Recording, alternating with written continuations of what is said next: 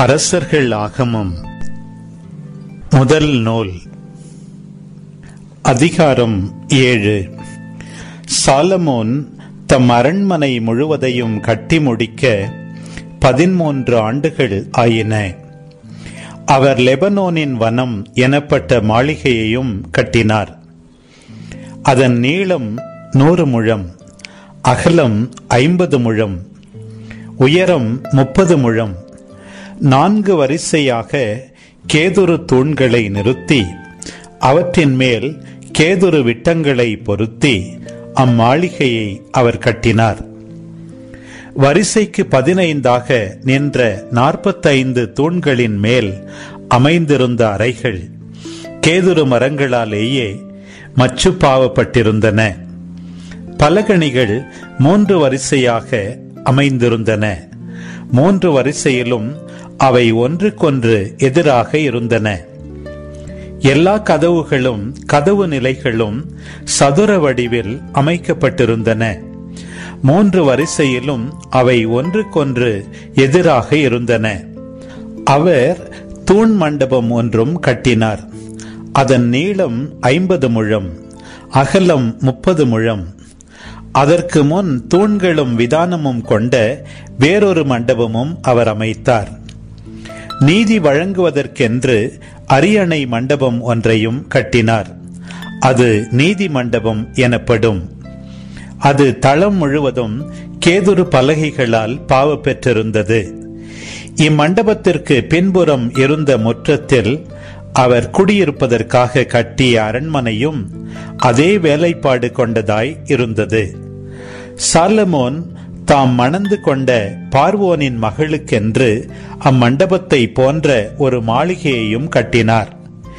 இவை அனைத்தும் அளவுக்கேற்ப இருபுறமும் வெட்டி செதுக்கிய விலையுயர்ந்த கற்களால் கட்டப்பட்டன. அடித்தளம் முதல் கூரை வரை, வெளிச்சுற்று முதல் பெருமுற்றம் வரை இவ்வாறே செய்யப்பட்டன. அடித்தளம் 10-8 முழ அரிய பெரிய கற்களால் ஆனது. அதன் மேல் அளவுக்கேற்ப செதுக்க பெற்ற தரமான கற்களும் கேதுரு பலகைகளும் பொருத்த பெற்றிருந்தன. பெருமுற்றத்தை சுற்றிலும் இருந்த சுவர்கள் 3 வரிசை செதுக்க பெற்ற கற்களாலும் 1 வரிசை கேதுரு கட்டைகளாலும் அமைக்க பெற்றிருந்தன. ஆண்டவரின் இல்லத்தின் உள்முற்றமும் கோவிலின் முன் மண்டபமும் அவ்வாறே அமைக்க பெற்றிருந்தன. அரசர் சாலமோன் தீரிலிருந்து ஈராமை வரவழைத்திருந்தார். இவர் நப்தலி குலத்தை சார்ந்த ஒரு கைம்பெண்ணின் மகன். இவர் தந்தை தீர் நகரத்தவர். வெண்கல வேலையில் கை தேர்ந்தவர். ஈராமும் எல்லா வகையான வெண்கல வேலையும் செய்யத்தக்க அறிவு கூர்மையும் நுண்ணறிவும் கைத்திறனும் கொண்டிருந்தார்.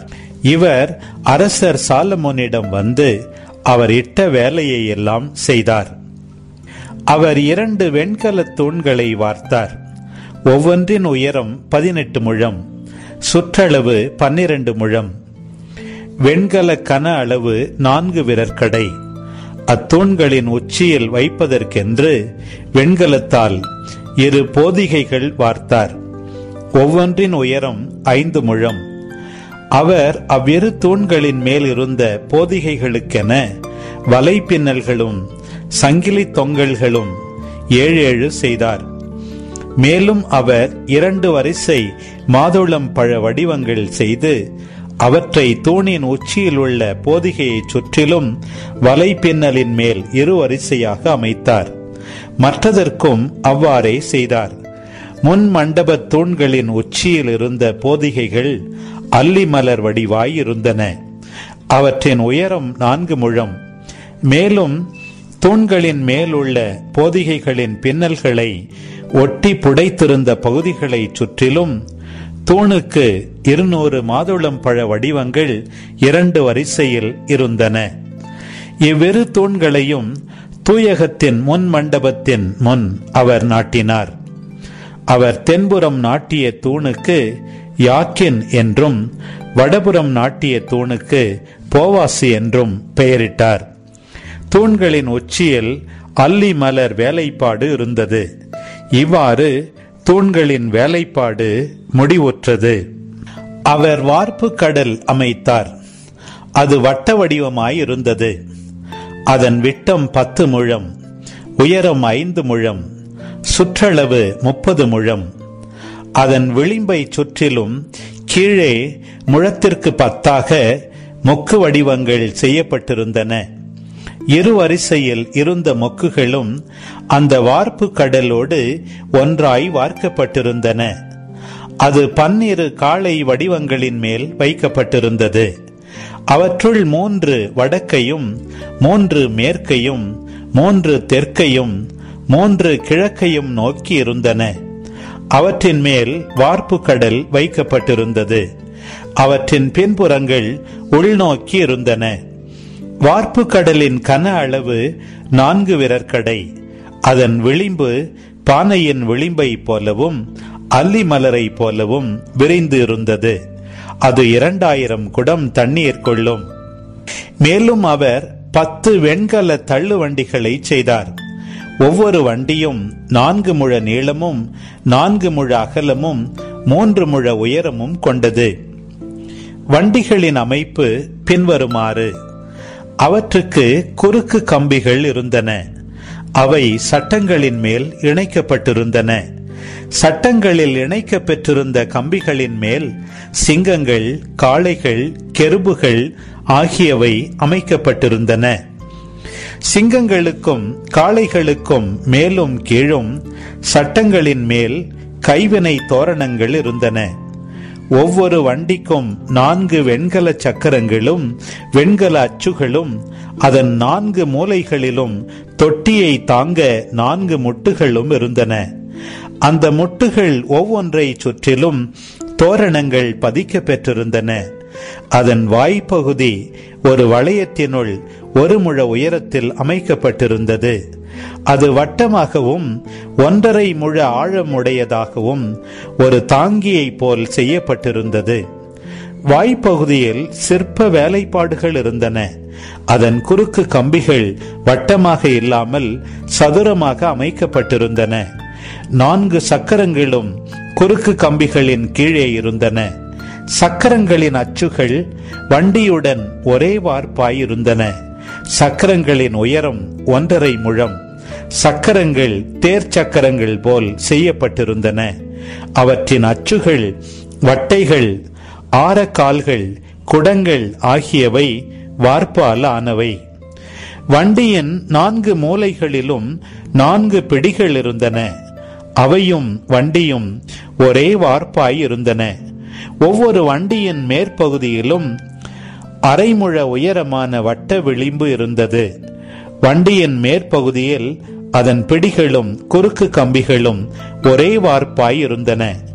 அதன் பிடிகள், குறுக்கு கம்பிகள் ஆகியவற்றின் மேல் கெருபுகள், சிங்கங்கள், ஈச்சமரங்கள் ஆகியவற்றை அவற்றுக்குரிய இடத்தில் சுற்று தோரணங்களோடு அவர் செதுக்கினார். இவ்வாறு 10 வண்டிகள் செய்தார். இதே முறையில் 10 வண்டிகளையும் அவர் செய்தார். அவை யாவும் ஒரே வார்ப்பும் ஒரே அளவும் ஒரே வடிவமும் கொண்டனவாய் இருந்தன. அவர் 10 வெண்கல தொட்டிகளை செய்தார். ஒவ்வொரு தொட்டியும் 40 குடம் கொள்ளும். ஒவ்வொன்றின் அகலமும் 4 முழம். வண்டிக்கு ஒரு தொட்டியாக 10 வண்டிகளிலும் தொட்டிகள் இருந்தன. அவர் 5 வண்டிகளை கோவிலின் தென்புறத்திலும் 5 வண்டிகளை கோவிலின் வடபுறத்திலும் நிறுத்தினார். ஆனால் வார்ப்பு கடலை தென்கிழக்கு மூலையில் வைத்தார்.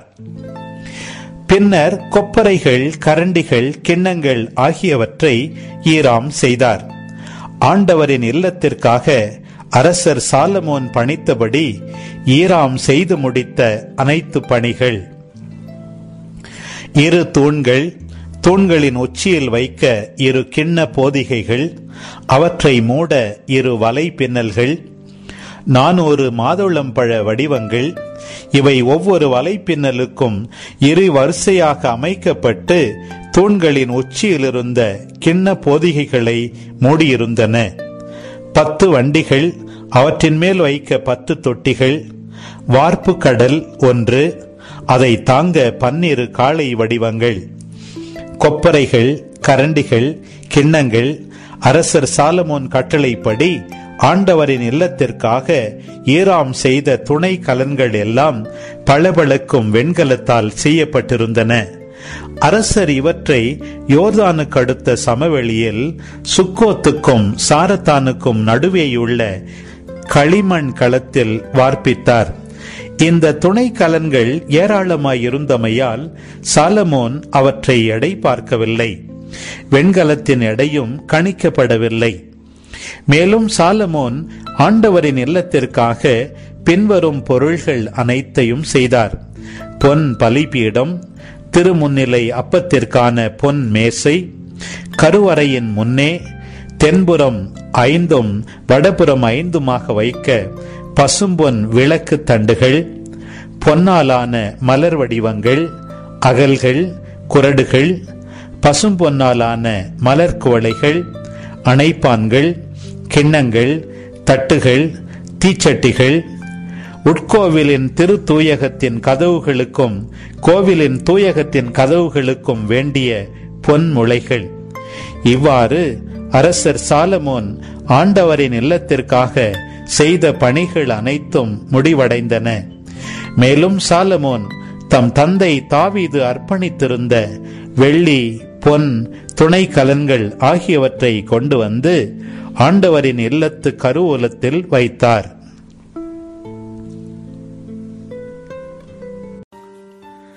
சபை உரையாளர். அதிகாரம் 1. தாவீதின் மகனும் எருசலேமின் அரசருமாகிய சபையுரையாளர் உரைத்தவை. வீண், முற்றிலும் வீண் என்கிறார் சபையுரையாளர். வீண், முற்றிலும் வீண், எல்லாமே வீண். மனிதர் தம் வாழ்நாள் முழுவதும் பாடுபட்டு உழைக்கின்றனர். ஆனால் அவர்கள் உழைப்பினால் பெறும் பயன் என்ன? ஒரு தலைமுறை மறைகின்றது, மறு தலைமுறை தோன்றுகின்றது. உலகமோ மாறாது என்றும் நிலைத்திருக்கின்றது. ஞாயிறு தோன்றுகின்றது, ஞாயிறு மறைகின்றது. பிறகு தன் இடத்திற்கு விரைந்து சென்று மீண்டும் தோன்றுகின்றது. தெற்கு நோக்கி காற்று வீசுகின்றது, பிறகு வடக்கு நோக்கி திரும்புகின்றது. இப்படி சுழன்று சுழன்று வீசி தன் இடத்திற்கு திரும்புகின்றது. எல்லா ஆறுகளும் ஓடி கடலோடு கலக்கின்றன. எனினும் அவை ஒருபோதும் கடலை நிரப்புவதில்லை. மீண்டும் ஓடுவதற்காக உற்பத்தியான இடத்திற்கே திரும்புகின்றன. அனைத்தும் சலிப்பையே தருகின்றன. அதை சொற்களால் எடுத்துரைக்க இயலாது. எவ்வளவு பார்த்தாலும் கண்ணின் ஆவல் தேர்வதில்லை. எவ்வளவு கேட்டாலும் காதின் வேட்கை தணிவதில்லை. முன்பு இருந்ததே பின்பும் இருக்கும், முன்பு நிகழ்ந்ததே பிறகும் நிகழும். புதியது என்று உலகில் எதுவுமே இல்லை. ஏதேனும் ஒன்றை பற்றி இதோ இது புதியது என்று சொல்லக்கூடுமா? இல்லை. அது ஏற்கனவே நமது காலத்திற்கு முன்பே பல்லாயிரம் ஆண்டுகளாக இருப்பதாயிற்றே. முற்காலத்தவரை பற்றிய நினைவு இப்போது யாருக்கும் இல்லை. அவ்வாறே வரும் காலத்தவருக்கும் தமக்கு முந்திய காலத்தவரை பற்றிய நினைவு இருக்கப் போவதில்லை. சபையுரையாளனாகிய நான் எருசலேமில் இஸ்ராயேலருக்கு அரசனாயிருந்தேன். இவ்வுலகில் நடக்கின்ற எல்லாவற்றையும் ஞானத்தின் துணை கொண்டு கூர்ந்து ஆராய்வதில் என் சிந்தையை செலுத்தினேன். மானிடர் பாடுபட்டு செய்வதற்கென்று அவர்களுக்கு கடவுள் எவ்வளவு தொல்லைமிகு வேலையை கொடுத்திருக்கிறார். இவ்வுலகில் செய்யப்படும் ஒவ்வொரு செயலையும் கவனித்தேன். அனைத்தும் வீணான செயல்களே. காற்றை பிடிக்க முயல்வதற்கு ஒப்பானவை. கோணலானதை நேராக்க இயலாது. இல்லாததை எண்ணி கையில் சேர்க்க முடியாது. எனக்கு முன் எருசலேமில் அரசராய் இருந்தவர்கள் எல்லாரையும் விட நான் ஞானத்தை மிகுதியாக தேடி பெற்றவன். மிகுந்த ஞானத்தையும் அறிவையும் அனுபவத்தால் பெற்றவன் என்று எனக்குள் சொல்லிக் கொண்டேன். ஞானத்தையும் அறிவையும் பற்றி தெரிந்து கொள்வதில் என் சிந்தையை செலுத்தினேன். மடமையையும் மதிக்கேட்டையும் பற்றி அறிய முயன்றேன். இதுவும் காற்றை பிடிக்க முயல்வதற்கு ஒப்பானதே எனக் கண்டேன். ஞானம் பெருக கவலை பெருகும், அறிவு பெருக துயரம் பெருகும். சபை உரையாளர். அதிகாரம் 2. இன்பத்தில் மூழ்கி அதன் இனிமையை சுவைப்போம், நெஞ்சே நீ வா என்றேன். அதுவும் வீண் என நான் கண்டேன். சிரித்து கழித்தல் மதிகெட்ட செயல் என்றேன். இன்பம் நன்மை பயக்காது என்றேன்.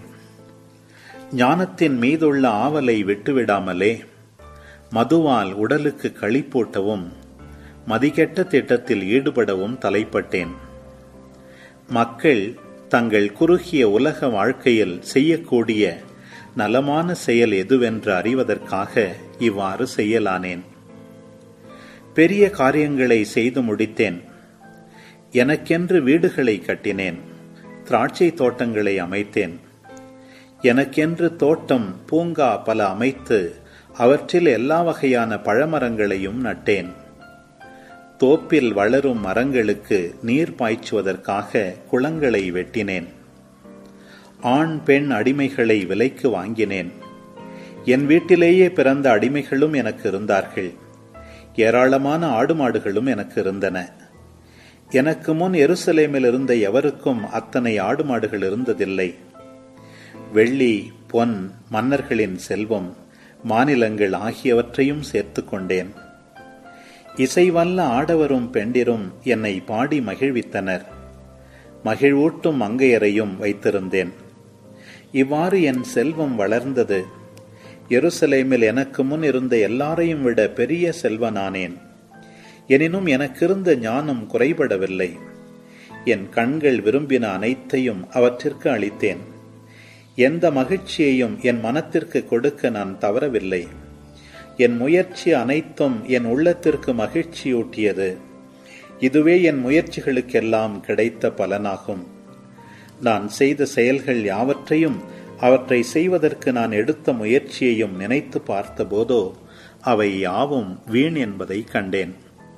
அவை அனைத்தும் காற்றை பிடிக்க முயல்வதற்கு ஒப்பாகும், முற்றும் பயனற்ற செயல்களே.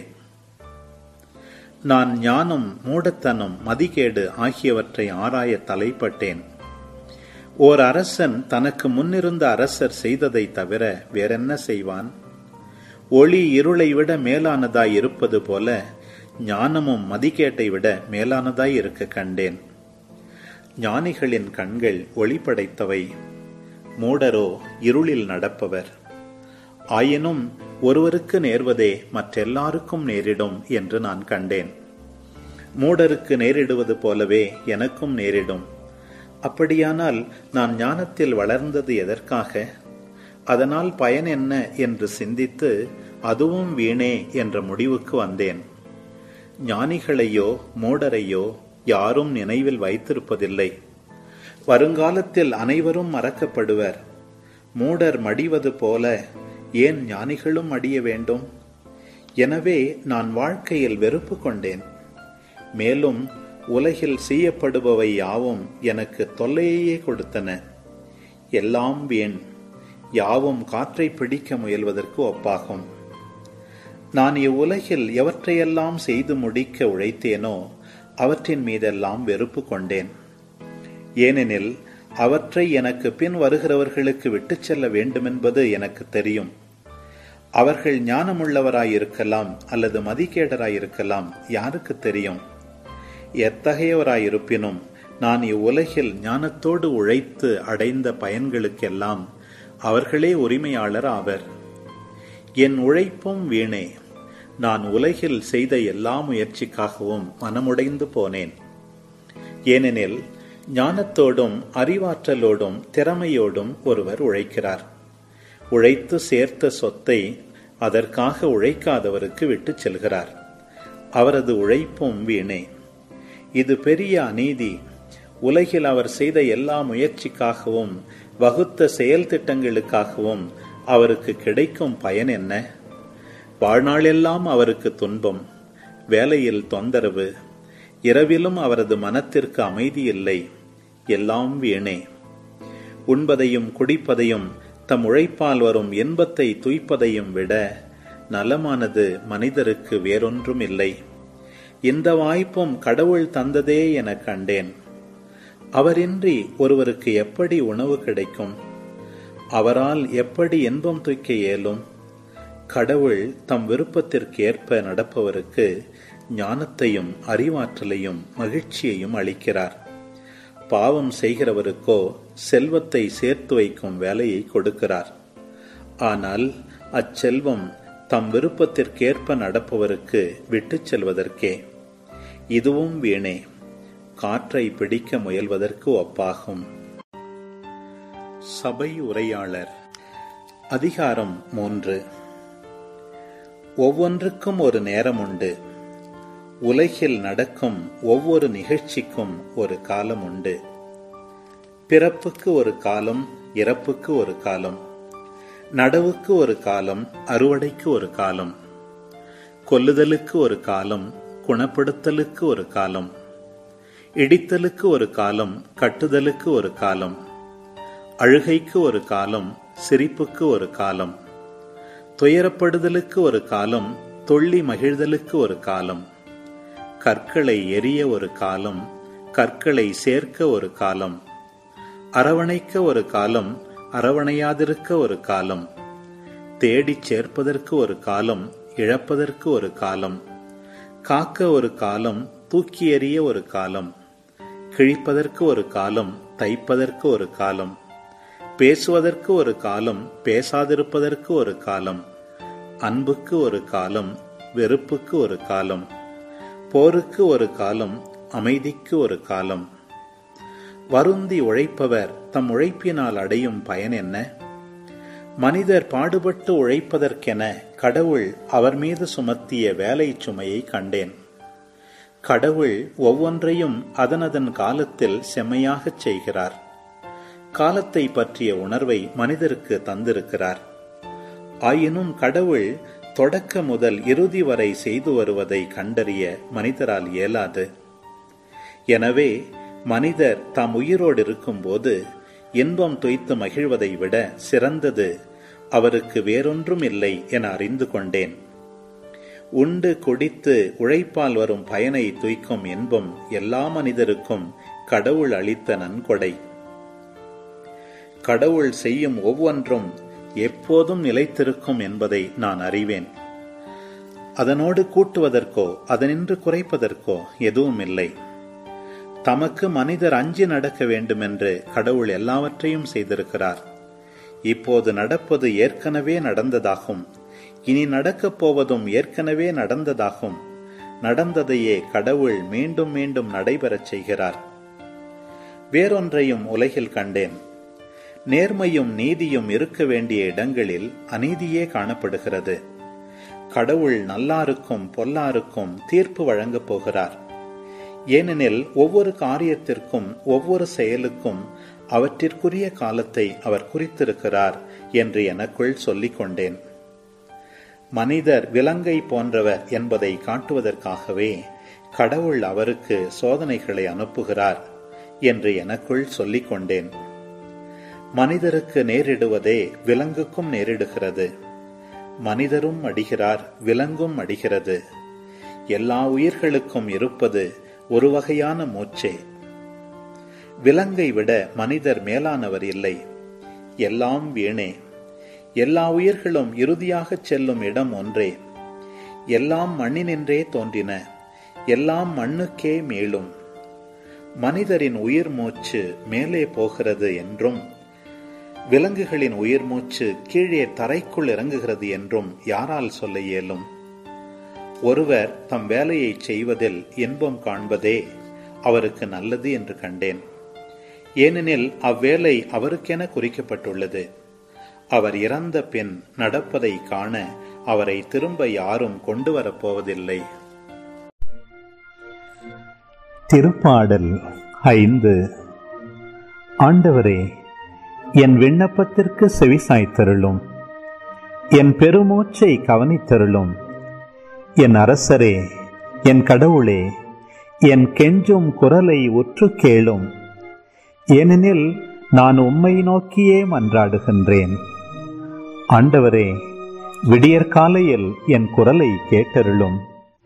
வைகரையில் உமக்காக வழிமேல் விழிவைத்து காத்திருப்பேன். ஏனெனில் நீர் பொல்லாங்கை பார்த்து மகிழும் இறைவன் இல்லை. உமது முன்னிலையில் தீமைக்கு இடம் இல்லை. ஆணவமிக்கோர் உமது கண்முன் நிற்க மாட்டார். தீங்கிழைக்கும் அனைவரையும் நீர் வெறுக்கின்றீர். பொய் பேசுவோரை நீர் அழித்திடுவீர்.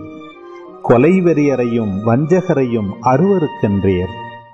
நானோ உம் பேரருளால் உமது இல்லம் சென்றிடுவேன். உம் திரு தூயகத்தை நோக்கி இறையச்சத்துடன் உம்மை பணிந்திடுவேன்.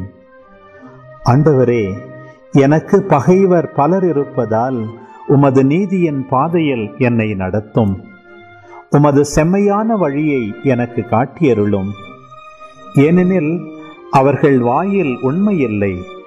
அவர்கள் உள்ளம் அழிவை உண்டாக்கும். அவர்கள் தொண்டை திறந்த பிணக்குழி. அவர்கள் நா வஞ்சகம் பேசும். கடவுளே, அவர்களின் குற்றங்களுக்குரிய தண்டனையை அவர்களுக்கு அளியும். அவர்கள் தங்கள் சூழ்ச்சிகளாலேயே வீழ்ச்சியுறட்டும். அவர்களுடைய ஏராளமான தீச்செயல்களை முன்னிட்டு அவர்களை புறம்பே தள்ளிவிடும். ஏனெனில் அவர்கள் உம்மை எதிர்த்துள்ளார்கள். ஆனால் உம்மிடம் அடைக்கலம் புகுவோர் அனைவரும் மகிழ்வர். அவர்கள் எந்நாளும் களித்து ஆர்ப்பரிப்பர். நீர் அவர்களை பாதுகாப்பீர். உமது பெயரில் பற்றுடையோர் உம்மில் அக்களிப்பர். ஏனெனில் ஆண்டவரே, நேர்மையாளர்க்கு நீர் ஆசி வழங்குவீர். கருணை என்னும் கேடயத்தால் அவரை மறைத்து காப்பீர்.